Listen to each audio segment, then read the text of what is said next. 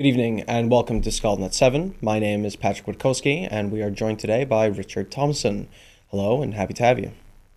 Good evening. It's great to be back. For our first story, we've got the Ukraine update, day 1097 of the conflict. Today marks the third anniversary of Russia's aggression and invasion of Ukraine, with ceremonies and events taking place to mark the day. First Minister John Swinney is attending a commemorative service at Edinburgh Castle this evening. He will be joined by dignitaries representing political, military, and civil society to lay a wreath at Scottish National War Memorial. EU and world leaders are in Kyiv today to show their support for Ukraine and Zelensky and discuss security guarantees.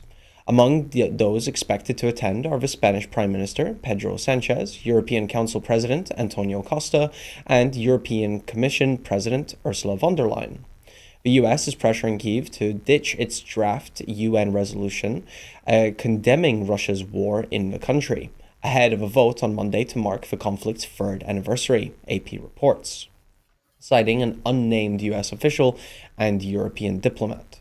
The Trump administration is urging countries to back its rival resolution and vote against Ukraine's, which demands Russia withdraw its troops and halt hostilities, Reuters reports. A draft text of the US resolution calls for a swift end to the conflict, but makes no reference to Ukraine's territorial integrity. Ukrainian President Volodymyr Zelensky said he will be willing to resign in exchange for peace or NATO membership, telling reporters he doesn't plan to stay in power for decades.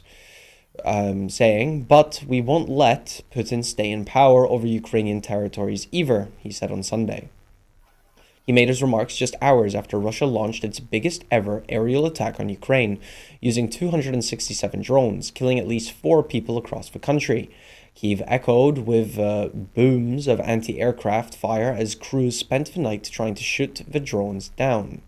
Zelensky also said he would not bow to pressure from Washington to hand over $500 billion worth of Ukraine's minerals, adding, "I'm not signing something that 10 generations of Ukrainians are going to pay later." Around $350 billion worth of Ukraine's critical resources are in areas captured by Russia, Ukraine's Deputy Prime Minister, Yulia Sviridenko, told reporters. Zelensky also revealed that the Trump administration was asking Ukraine to pay back $2 for every $1 of military aid the US provides Ukraine going forward, an interest rate of 100%.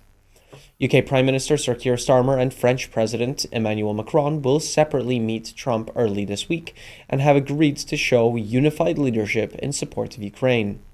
EU leaders will also meet on the 6th of March for a special summit to take decisions on Ukraine and European defense, Costa said, as pressure mounts on European nations to boost defense spending.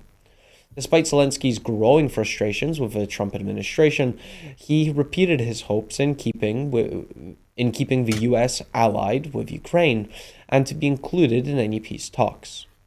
"We would really like to take this opportunity for the US to first talk to us, then to Russia," he added. "It is not possible to decide anything about Ukraine without us." Richard, passing over to you. Do you see a growing rift between the EU's and America's approach to Ukraine? And do you think this rift will only widen, or do you think there's a chance of negotiation here?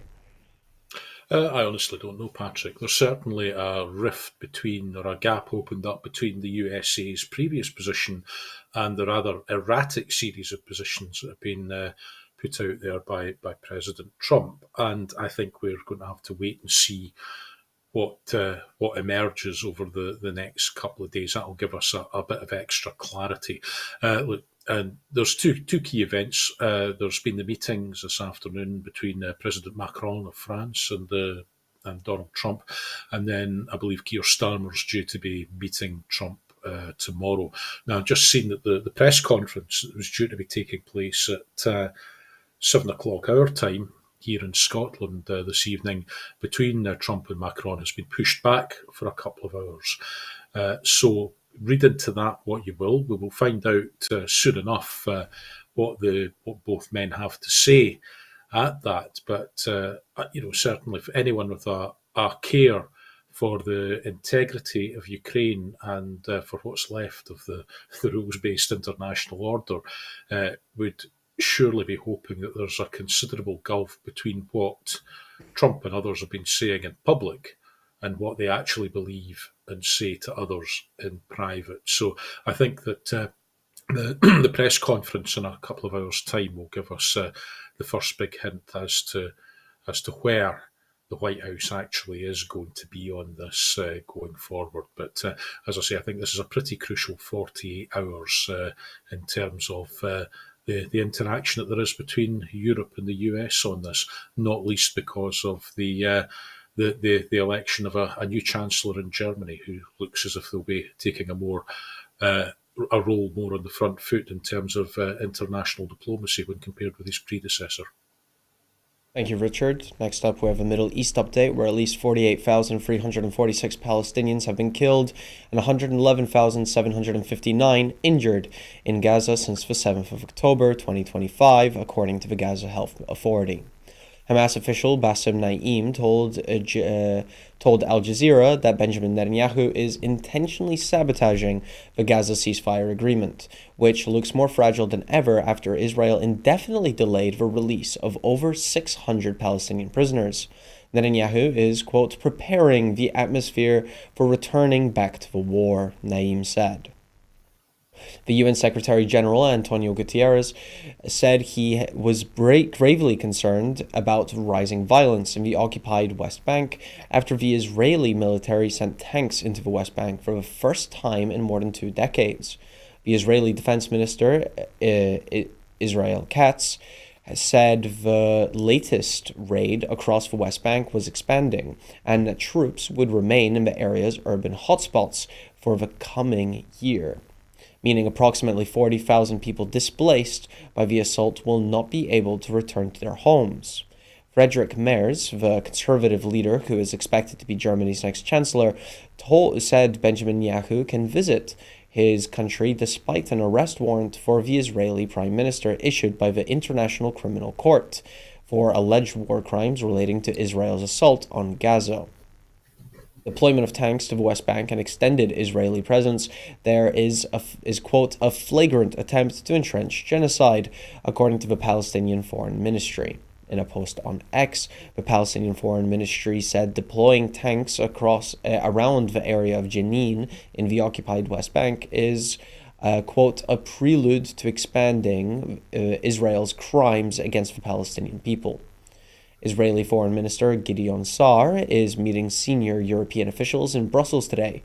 He is co-chairing a meeting of the EU-Israel Association Council with EU Foreign Policy Chief Kaja Kallas in the first such session since 2022. The talks are set to focus on the humanitarian crisis in Gaza caused by Israel's assault on the territory and the changing regional dynamics. Richard, what do you make of the developments happening in the Israel-Gaza conflict? No, just yet another round of bad news and brinkmanship. I'm not sure what the Israeli government hopes to achieve by delaying the further release of hostages. I think it's quite clear Netanyahu is determined to try and keep the agreement that has been reached firmly bogged down in stage one without wanting to move on to stage two, and the escalation in the West Bank, as you say, the use of tanks, the expulsion of people from of Palestinian people from the 3 refugee camps that they were expelled today. None of it is good. None of it, I believe, is necessary. None of it strikes me as acting in good faith. But what is the alternative to diplomacy and hoping that better outcomes emerge from that? Because I think the one source of hope that there might be in this is that Netanyahu cannot cling to power forever, and sooner or later a different Israeli government is going to emerge, and we have to make sure that the conditions are as ripe as possible for them to be able to reach a peace agreement that lasts. Thank you, Richard. And moving on to what is likely one of our bigger stories of the day, we've got the German elections. Sunday's general election in Germany saw the center right CDU CSU securing the most votes, but a significant surge by the far right Alternative for Deutschland AfD complicates efforts to form a government that excludes far right influence. The result underscores the growing challenges to German democracy and calls for European unity in addressing external threats. Friedrich Merz, the CDU-CSU candidate, is seeking to form a ruling coalition with the Social Democratic Party (SPD) after securing nearly 29% of the vote. Merz emphasized the need for swift negotiations to form a stable government, stating that Germany must remain a reliable partner in Europe and the world. However, the AfD's dramatic rise to 21% of the vote poses a challenge to efforts to maintain a political, quote, firewall that excludes far-right parties from governance. The AfD, which gained support by stirring up concerns over immigration, crime, and rising energy costs, attract endorsements from Elon Musk and U.S. Vice President J.D. Vance. The doubling of support for far right in Germany's federal election was the last warning to the country's mainstream parties to provide effective leadership, Friedrich Merz, the leader of Germany's victorious Conservative Alliance, has said. Merz is instead preparing to begin the thorny task of forming a new government with a center-left Social Democrats (SPD), the party of the outgoing Chancellor Olaf Scholz, in what Germans know as a Grand Coalition or GroKo. All mainstream parties in Germany remain committed to keeping the far-right parties out of government, with mayors expressing concerns over the influence of foreign powers like the United States, particularly in terms of NATO and defense matters, and called for strengthening Europe's independence. He also voiced hope that Ukraine's future would be part of any peace negotiations with Russia, with potential support from US lawmakers. The outgoing Chancellor Olaf Scholz, who leads the Social Democrats, faced a disappointing result, marking the worst performance for his party since World War II. Scholz's coalition government collapsed in November due to internal disagreements, which led to the early election. His party secured just 16% of a vote. Other parties, including the Greens and the Free Democrats, also saw declines in support, reflecting widespread voter dissatisfaction. The rise of the AfD is a stark reminder of the challenges facing European democracies in the face of growing populism and foreign interference in European democracies, which has resulted in renewed calls for a united European response to safeguard democratic institutions. Richard, in the run-up to this election, AfD has warned that any sort of coalition without them it would be unstable and wouldn't work. Do you imagine that the other parties are able to form a coalition that is able to cooperate enough to satisfy their public and run for the duration of its election, of its elected Well, time? that's a challenge that the parties that eventually form an administration have to live up to. There was an inherent instability in the previous administration under Olaf Scholz. It was a three-way administration between the Christian Democrats, the Social Democrats, and the Greens. But the way that the cards have fallen this time round, the Christian Democrats are clearly well ahead. The AfD have done very well. Particularly in the former East Germany, but also amongst the young, and particularly it would seem amongst the young men, is what the data is telling us. But I think there's a few reasons to be positive about where this might go. Together with just two parties in a coalition, it's usually, not always, but usually easier to run things more stably. And that's the case whether it's German politics or just about any other kind of politics you care to mention, where there's two parties that have to square off against each other in terms of organising things behind the scenes. It tends to be a bit more stable. The BSW, a left-wing party that's very pro Putin, has also fallen just short of the 5% threshold. that would have given them more representation in the Bundestag. So what that means is that there's a greater likelihood of the Christian Democrats and the Social Democrats being able to come together just as that two-party coalition without requiring the support of any other parties. I think there's a lot of reasons to be positive out of this. I don't regard myself as being a Christian Democrat or in any way on the centre right, but Friedrich Merz has been consistently strong in terms of defending Ukraine. He has been pretty scathing about the overt American interference that there has been in Germany's election, with Musk backing the AfD, and some of the comments that have been made by Donald Trump. In fact, last night he went so far as to say that the Americans had basically put themselves on the same kind of footing as the Russians in terms of the disinformation that they were putting into the German electoral information sphere. He's also been positive about immigration in general. He's clear that Germany's economic stagnation will not be reversed by depriving Germany of skills and necessary workers. So there's clearly he's willing to make the case for immigration in the abstract, and also I think that together with forming a government which takes in the centre left through the SPD. I think that there is the politics of a grand coalition means that you can have a series of headline initiatives which you are able to pursue through mutual agreement, but that generally the government is kept tethered to the centre. And the real challenge is to make that work, because the areas that have voted most strongly for AfD and the demographics that have are those who are feeling the effects of German economic stagnation the most sharply at the moment. So if the German economy can get going again, which has been dependent on the internal combustion manufacturing and the internal combustion engine, very dependent on exports to China as the Chinese economy is slowing, obviously for many years very dependent on Russian gas. Energy prices will be a key issue still, but if they can get on top of energy prices, reboot German manufacturing and rekindle economic opportunities, that should hopefully deprive the AfD of the feedstock that they've been using in order to ferment grievance and build support in, as I say, those demographics and geographical areas that have become receptive to them. Thank you for that. Shifting our focus to the UK, where WASPy women threaten legal action against UK Labour government. Campaigners are threatening legal action against the Labour government after its decision to rule out compensating WASPy women, despite previous promises to do so.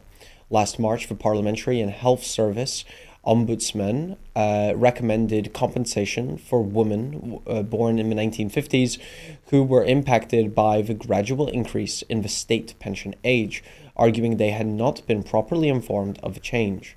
In December, the government announced it would not provide compensation, with Sir Keir Starmer defending the decision by claiming that 90% of the affected women were aware of the changes, making the £10 billion compensation too costly for taxpayers. The WASPy campaigners have sent a letter for action to the Department of Work and Pensions, warning of legal action unless the decision is reconsidered. The group claims that many women were not properly notified about the pension changes, which have caused financial hardship. Only a small number of Labour MPs supported a bill introduced by the SNP, which urged the government to act on the Ombudsman's findings. Official estimates suggest as many as 331,000 women in Scotland have been affected by the DWP error, which meant they were not informed of changes made in the 1990s. The SNP said that prior to the 2024 general election, the Labour Party has long promised to compensate these women. However, upon entering number 10, Keir Starmer broke that promise, along with many others, claiming the government couldn't afford it. SNP MSP Claire Hawley said the following: From the moment this Labour government came into office, Scottish pensions have been left and let down. First when they scrapped the winter fuel payments, and then broke their promise to compensate WASPy women. Keir Starmer and Anas Sarwar promised fair and fast compensation for the WASPy women, but that promise appears to be worth nothing now that they've got the power to deliver it.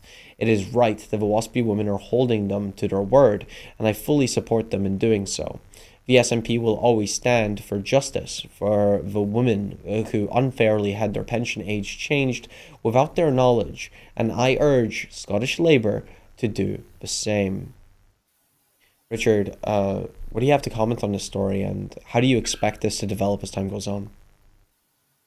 I'm not really sure what grounds there are for legal challenge to this.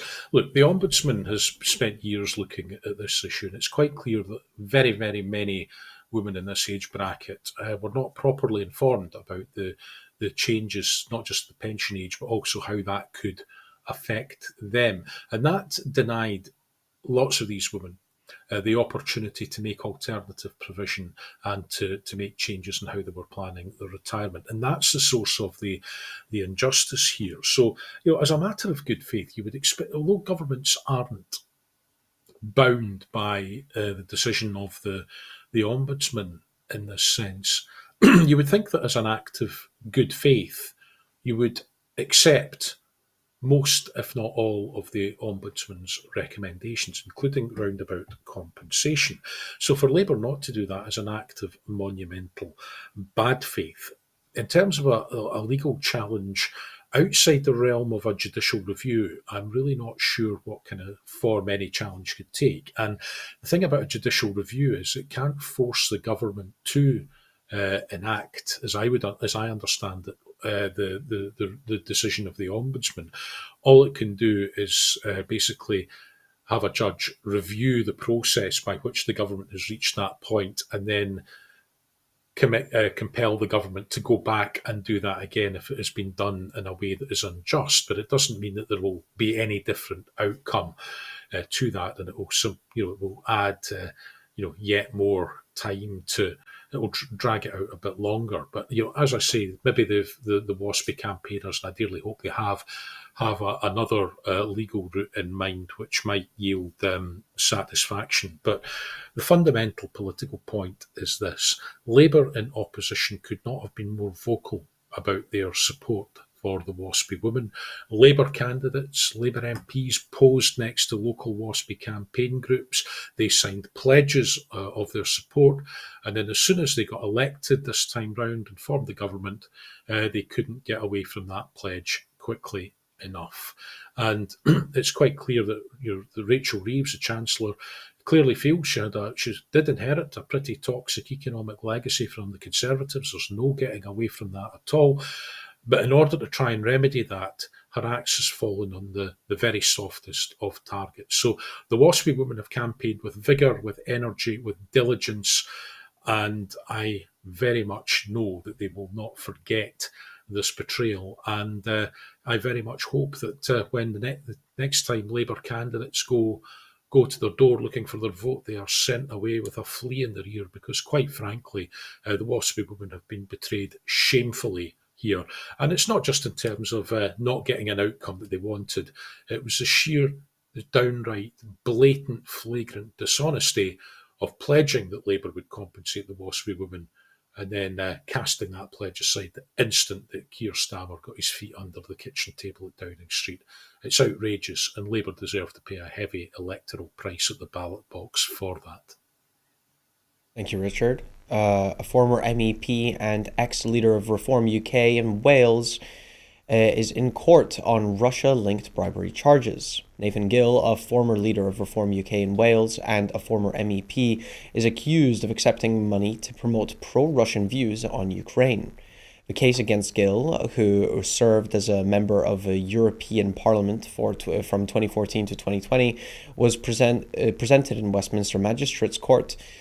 It is alleged that he was paid to make statements that supported Russia's narrative on Ukraine while serving as a member of UKIP and later the Brexit Party.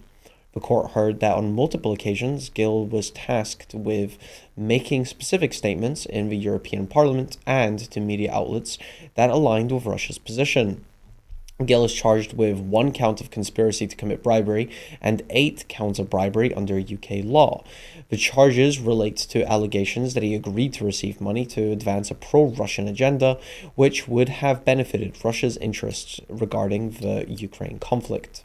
The Crown Prosecution Service has argued that his actions violated the Bribery Act. The allegations came to a time of heightened scrutiny over foreign interference in democratic processes, especially as countries like Russia have been accused of attempting to influence political outcomes across Europe and the UK. Gill, who denied all charges, has been released on bail with conditions, including surrendering his passport and avoiding contact with certain individuals. The case has been sent to the Old Bailey, with a hearing scheduled for March 14th.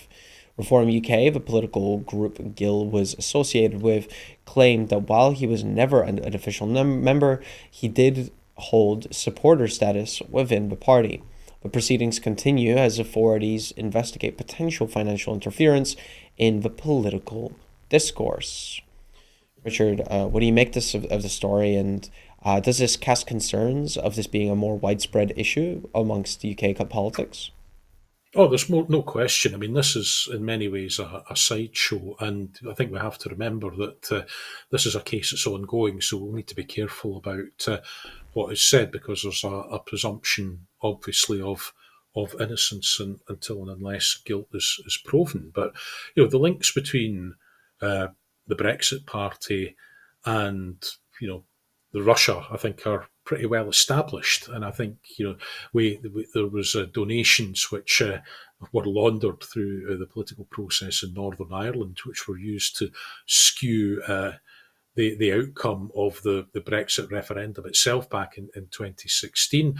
Um, you find on the fringes of politics that the Faragists operate. Many of them promoting the talking points of the Kremlin. Farage and others have been in his party have been extraordinarily quiet about the change of attitude that there appears to have been in the White House towards Ukraine. They've been extraordinarily uncritical, positively silent in many respects. If this was if there was some dafty somewhere saying that Christmas had been cancelled, or they couldn't find Easter cards in their local supermarket and Easter was being cancelled, they'd be all over it, stoking the culture wars for all it's worth.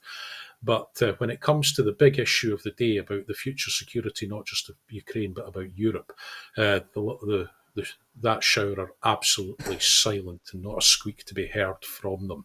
So, I think I'll be following this case with interest.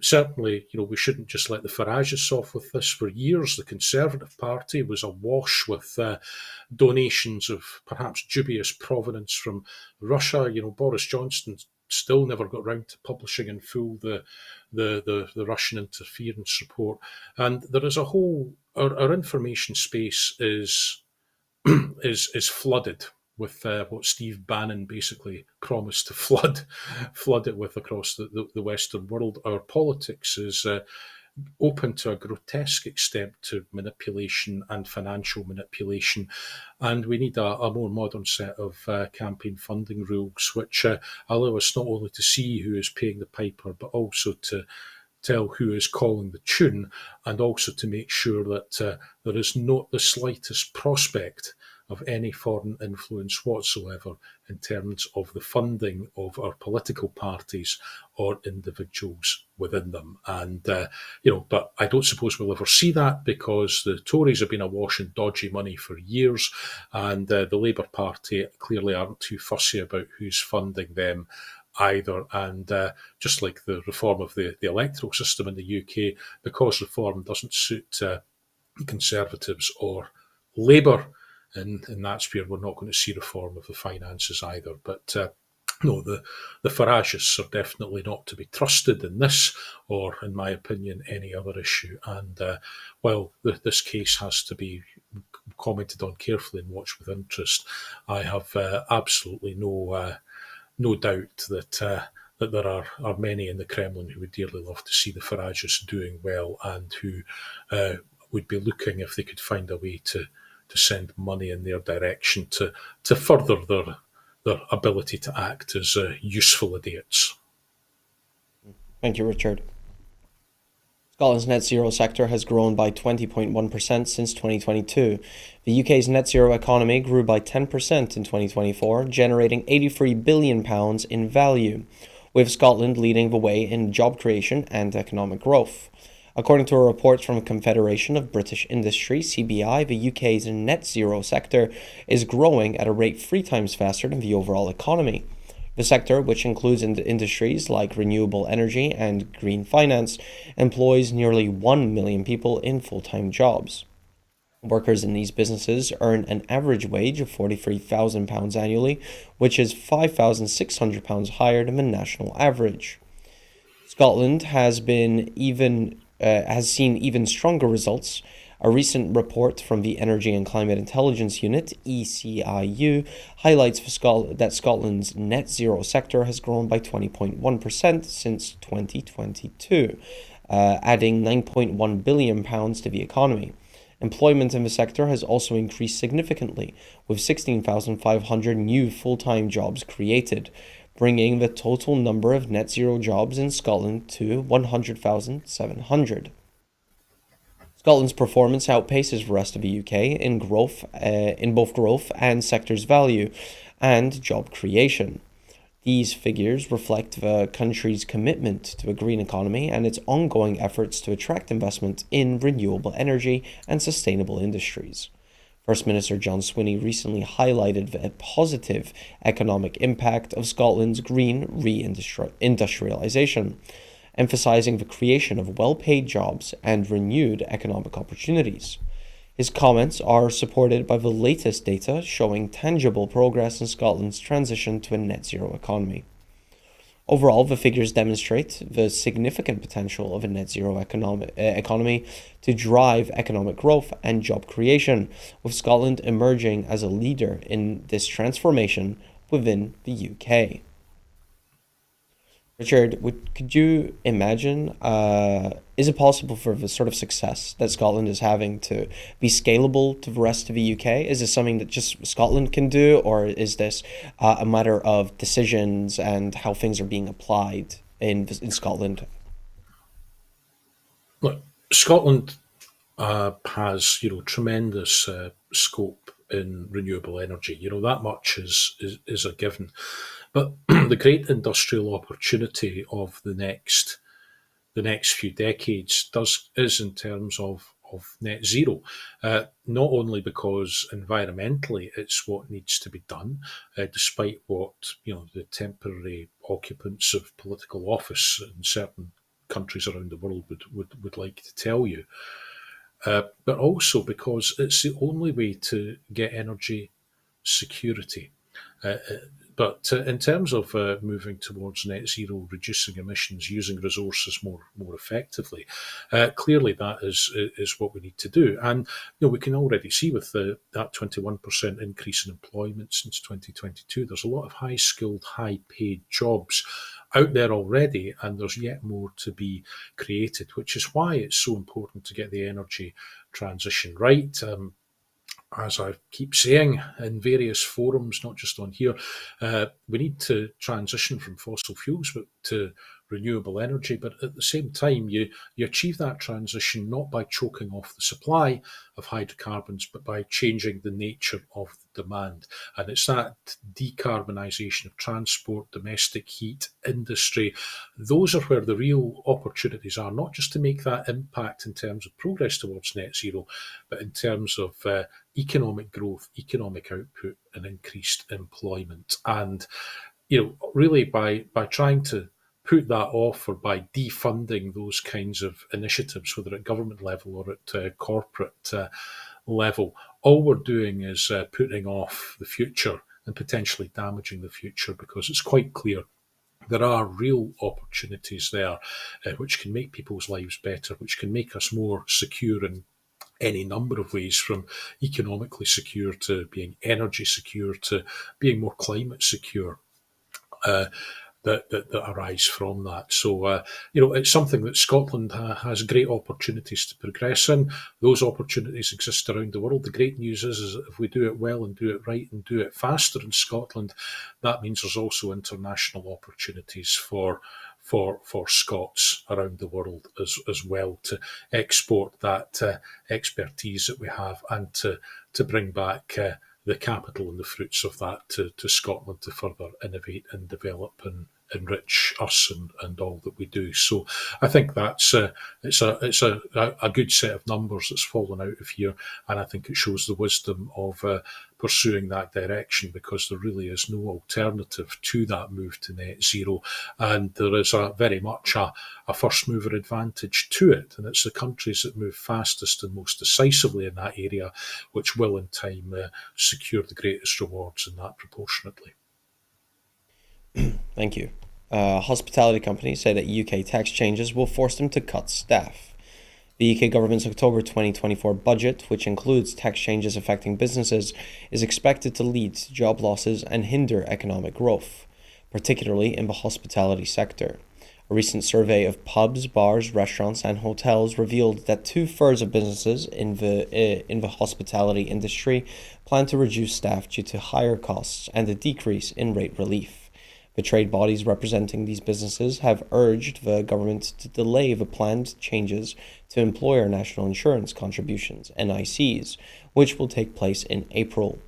The budget's announcement includes an increase in NICs for employers to 15%, alongside a lower threshold for contributions, dropping from £9,100 to £5,000. Additionally, the national minimum wage will rise by 6.7%. These measures, designed to raise £25 billion annually to fund public services, have drawn criticism from businesses to argue they will be forced to cut jobs and raise prices to cope with the increased costs. Industry groups, including the British Beer and Pub Association and UK Hospitality, warn that these changes will directly impact employment, investments, and business growth. Many businesses have stated they will cancel planned investments and reduce trading hours to survive. Others have reported a lack of financial reserves, with some considering closing locations entirely. The trade bodies argue that the government's decision to increase costs at a time when the hospitality sector has been a key contributor to economic growth is short-sighted. They emphasize that failing to delay the NIC's change will result in job losses, reduced economic activity, and the closure of vital community businesses that support local economies. Richard, being a previous business spokesperson, this must be pretty interesting to you, the developments in the budget. How aggressively would you pressure against this if you were a spokesperson in the Commons now, and what would you be recommending to do instead? Well, there's a few things the Chancellor has done that I think are particularly inept and daft, frankly. One of them is the increased application of inheritance tax on farmers as a way of catching people who try to avoid inheritance tax. Instead of going after the tax dodgers or the people who want to minimise their liabilities like that, they're catching farmers within that. But also, I think family farmers within that, who are perhaps on paper asset rich, but are very definitely cash poor. So that hits our food security. It hits tenure. There's all sorts of things about that are just monumentally dense beyond words, and which need to be reversed. But also national insurance, the increase in employers' national insurance contributions, it's going to make it more expensive to hire people. Frankly, now the hospitality industry is already struggling to recruit post-Brexit the people that it needs, but this just makes it even more expensive for people to be employed. Now, if you're doing something like increasing the minimum wage, there's a benefit to that, because there's money goes into people's pockets, the workers' pockets, and they go out and spend it, and by definition it's the lowest paid who are benefiting. And if they are able to feed themselves better, heat their homes better, look after their families better. As a result, they're able to go out and consume more. There's an economic benefit goes straight back into the system there that's not quite so apparent when you increase employer national contributions. So I think what will happen is that people will leave companies and they will not be replaced. But particularly for the hospitality sector, which is having a bit of a rough time at the moment and has been since the pandemic and since people have changed their going out habits and what they're willing and the cost of living crisis they've trimmed back on their discretionary spend. It just makes things even more difficult for hospitality in particular. So, I think we're going to see growth pushed down, damped down by this.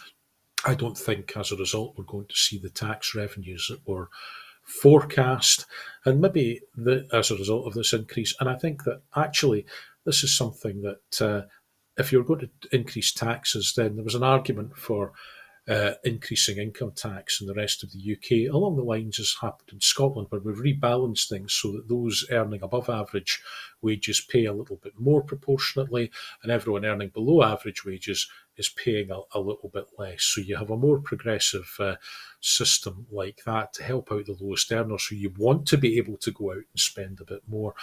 And otherwise, I think that you just let this ride and accept that debt is going to increase for a while until the economy starts to pick up, because you need to be doing a bit more to stimulate demand that is weak at the moment. Because the big problem that we've had over many years has been there's been huge asset price inflation, particularly in the housing market. It's given people the illusion of being rich. Everybody has to run to stand still. Nobody's actually getting richer unless they're getting out of the housing market or downsizing. And there are a number of structural issues in the economy that need to be dealt with that the Chancellor isn't really showing any signs of wanting to or taking the decisive action needed to get to grips with it in any sort of reasonable timescale. So clearly this is just a tax grab to try and shore up the public finances to allow it to go on a bit of a spending spree at the end of towards the end of the first term of this Labour government at Westminster. I don't think the figures are going in the right direction to allow her even to do that. And in the end, I think she's damped down even more than was the case before the prospects for growth with this. And it's industries such as hospitality that are the ones that will invariably bear the brunt of it. Thank you, Richard. Shifting our focus over to the US, where a US federal judge blocks Musk agency access to millions of Americans' personal data. A federal judge has blocked the Department of Education and Office of Personnel Management from sharing sensitive personal data with Elon Musk's Department for Government Efficiency, DOGE, citing privacy law violations. In a significant ruling, U.S. District Judge Deborah Boardman issued a temporary restraining order against the sharing of personal information between the U.S. government and DOGE. This decision comes as part of a lawsuit brought by federal employee unions, student loan recipients, and veterans, challenging the controversial move to streamline government functions by Musk's newly created department. The judge determined that the data sharing, which includes social security numbers, tax records, and other private details, violated federal privacy protections. Boardman, appointed by President Biden, noted that the government failed to justify why DOGE staff needed access to such sensitive information. She emphasized the legal standard requiring officials to show a need-to-know basis for accessing these records, which she concluded had not been met in this case. The 2-week restraining order applies to the plaintiffs involved, but effectively creates a broader ban, halting DOGE's access to millions of Americans' private data. The ruling marks the latest in a series of judicial checks on the newly formed government, which aims to cut government jobs and streamline operations. DOGE's efforts have faced growing legal challenges, including another court order that blocked access to Treasury Department payment data. The ruling underscores the critical role of the courts in upholding constitutional protections and maintaining checks and balances within the U.S. government. Richard, You're welcome to make an overall statement on this story, but I was also wondering, when it comes to the US public, how much do they care about some of these decisions breaching constitutional rules? Is there a good argument being made for why these constitutional rules are important and why they need to remain? I'm not a member of the American public, so I really don't know how this is landing. But what we are seeing, albeit from my limited interaction on Twitter, and it's not an app that I use a great deal anymore. From my We still hear you, Richard. It's just the Yeah, screen is good. frozen, Okay, but we still hear you well.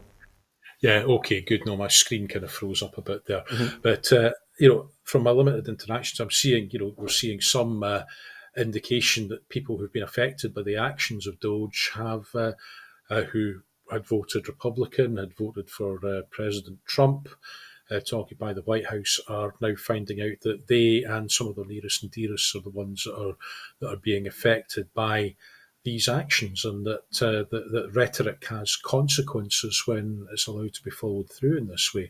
So I think that opposition is clearly building. There's clearly a lot of shock there, and it's reassuring in a way to see that there is some judicial restraint, and that you cannot simply act as if you wish the law to be, and you have to act within the law as it is. So whether or not this temporary break turns into a more permanent prohibition, I think remains to be seen. But it's a timely reminder that politicians they might make the laws, but they have to operate within the laws that have been made.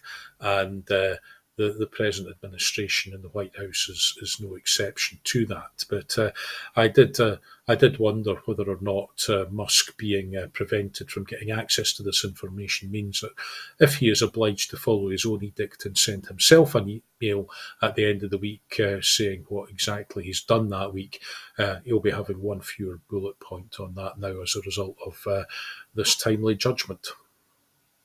Thank you, Richard. And if there was any way for you to maybe refresh the vision on yours, we can hear you loud and clear. It's just your screen is frozen. Just letting you know.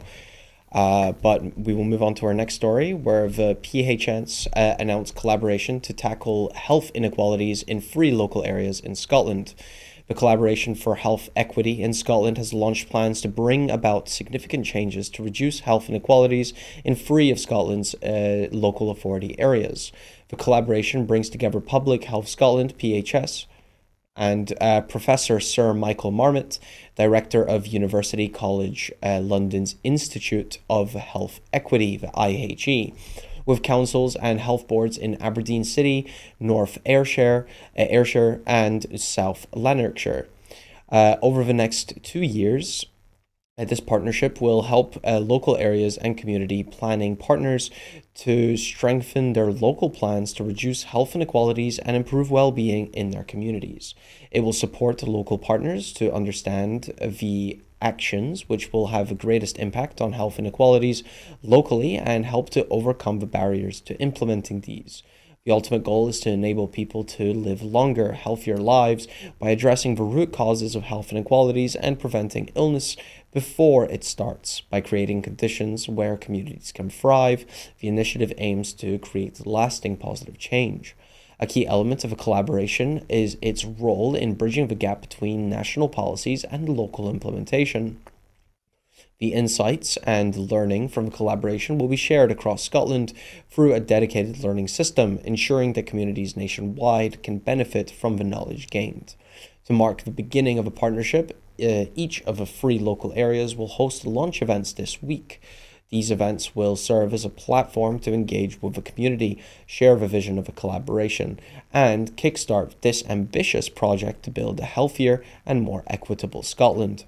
Paul Johnston, PHS's chief executive, said the following: "Our mission in Public Health Scotland is to see life expectancy increase and health inequalities reduced. The circumstances in which we are born, live, and work have a great impact on the length and quality of our lives. People born in the most deprived areas are dying, on average, a decade earlier than their wealthier neighbours. It's possible to change this by taking action across the range of factors that impact on health and well-being. This is what this new partnership is all about. We're determined to see an improvement in Scotland's long-term health outcomes, and we can do this by uniting partners from across the system, including the NHS, local government, community and voluntary sectors, and businesses. We're looking forward to working and learning together with a determined focus on seeing improvement in health, well-being, and life expectancy across Scotland. Richard, do you have any ideas as to what sort of issues might be being brought up in this sort of partnership? Or is the whole point of this partnership that we just don't know what some of the biggest health inequalities may be, and we need this sort of study to be able to find them? Oh no, I think it's fairly clear where inequalities are. There's a hive of data out there, but what we're maybe not quite so good at is is mapping that data and seeing where the multiple instances of deprivation are. Now, Aberdeen City, I'm pleased to say, is one of the local authorities included in this initiative. But I used to be the leader of the neighbouring Aberdeenshire Council. Now, there's a data set called the Scottish Index of Multiple Deprivation that might be familiar to some viewers, but what that was particular, well, that was good at picking up instances of poverty, for example, in particular streets. When the population is a bit more dispersed, it's not quite so good at picking that up. So I think there's better things can be done with data, and there's lots of exciting work happening around the universities, particularly Robert Gordon University in Aberdeen, incidentally, about mapping buildings and areas and geographies in order to get a sense of what people are lacking. And once you've got geotag data there, you're able to do all sorts of incredible things with visualizing data and helping to see where the real barriers are and the real sticking points are in terms of delivering better community outcomes. But I have a bit of a sense of deja vu about this because while I was the Aberdeenshire Council leader, I also chaired the Aberdeenshire Community Planning Board. Now, every area has a community planning board, and that brings together a whole range of different public sector and voluntary sector organisations to work in pursuit of common goals. And it can be community planning is a great idea in theory. It's supposed to be a great way of sharing expertise, sharing budgets, working more collaboratively, working on the prevention agenda that's so important. But actually translating that into good outcomes in practice is an awful lot harder, and it's hard to measure its effectiveness. So anything that kind of looks at what the real wicked issues in an area might be, and which picks on the areas where each of these organisations might have some kind of role in sorting and helping to resolve issues and improve outcomes, but don't have a dominant role in that, I think is a good scope for this initiative. And I think that if they can develop learnings there in terms of how health inequalities, socioeconomic equalities have been tackled by a better interaction between all of the bodies that typically sit round the community planning table. That can only be a good thing. And it's something that when done right, if done right, with goodwill and where people aren't being proprietorial over their funding, their budget pots, or their organisational jurisdictions, it has the potential to bring about some much improved outcomes, and that is what will be what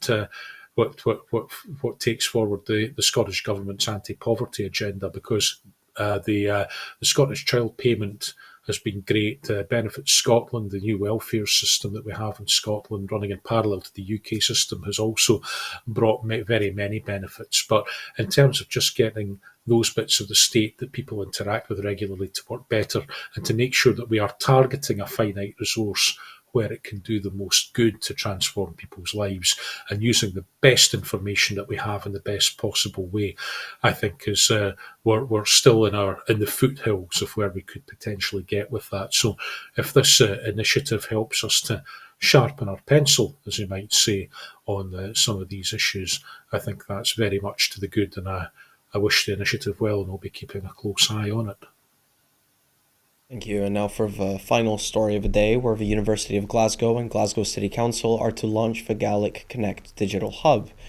The University of Glasgow, in partnership with Glasgow City Council, today announced the launch of Gaelic Connect, an innovative digital platform designed to strengthen the city's Gaelic speaking community.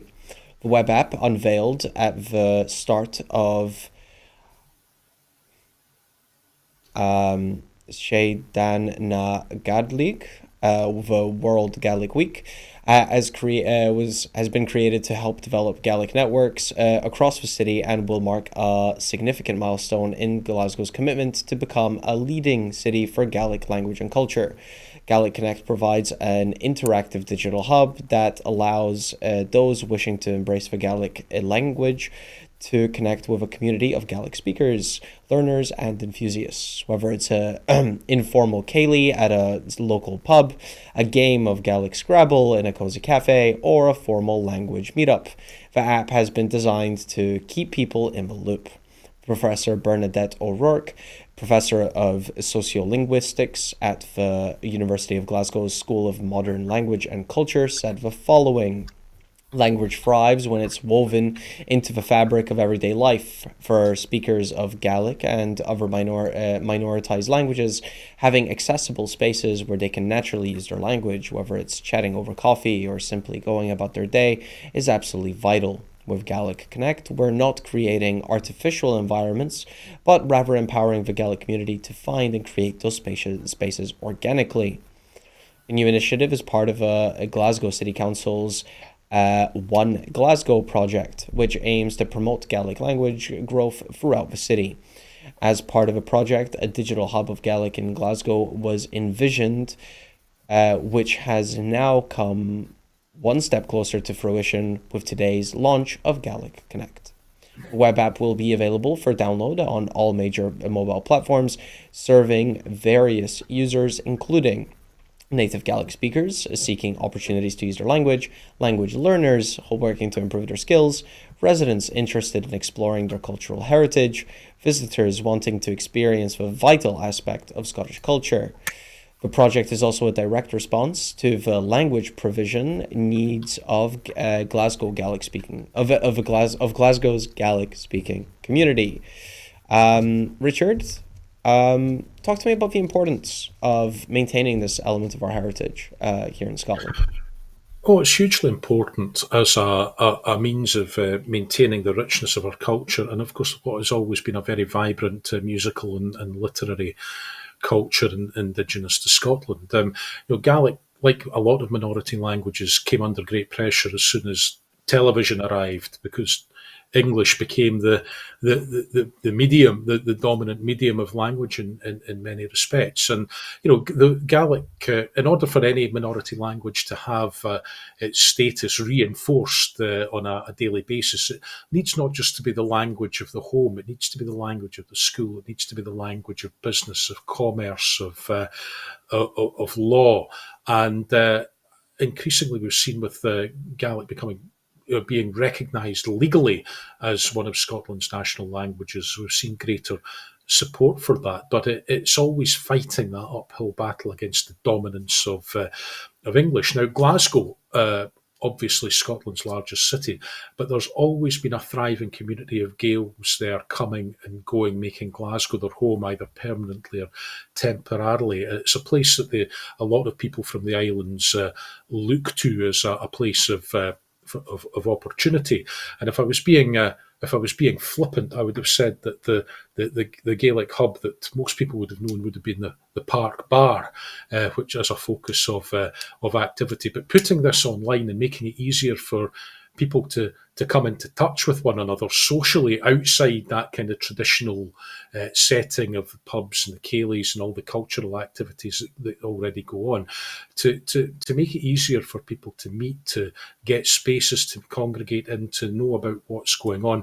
It just helps to strengthen the threads, to spin new threads that helps to weave a richer tapestry from what is already there, and giving people the opportunity to use that language, their native language in many respects, as a language, not just, as I say, of the home, but of as a language of cultural expression, as a language of commerce, as a language of administration, and to help raise the status that language has in all aspects of life in the city and elsewhere. So I think this is a good initiative that could get really good bang for buck, and I hope that it is taken up with gusto and starts to bring Gaels into more contact with each other to help the language to survive and thrive, as I say, as that language of daily, everyday use, to make that more commonplace. And what is a heart, as even though it's Scotland's largest city, is now and has always been a heartland of the Gaelic language. Thank you for that. And that also brings us to the end of this evening Scotland at 7. Before I go, I just want to remind you that at Broadcasting Scotland, we depend on the generosity of our supporters. To everyone who has donated and to everyone who has signed up to make regular monthly payments, thank you very much. We've raised £20,000 from April to the end of 2024, £16,000 short of our £36,000 target. We borrowed that remaining £12,000 to enable us to pay our bills and survive, but the pressure is still on, and we will need to find more regular donors to give us financial security. We face costs of over £4,000 every month, but only receive donations of around £2,500. We need more regular subscribers, but we need to clear our debts as well. Our programs will always be free to view. However, if you can afford the £5 a month, please consider becoming a Broadcasting Scotland supporter, and please donate whatever you can afford. Thanks again to Richard Thomson for giving us his insight this evening. It was good having you. Great to be here. And with that, we will wrap up, and goodbye. Catch you next time.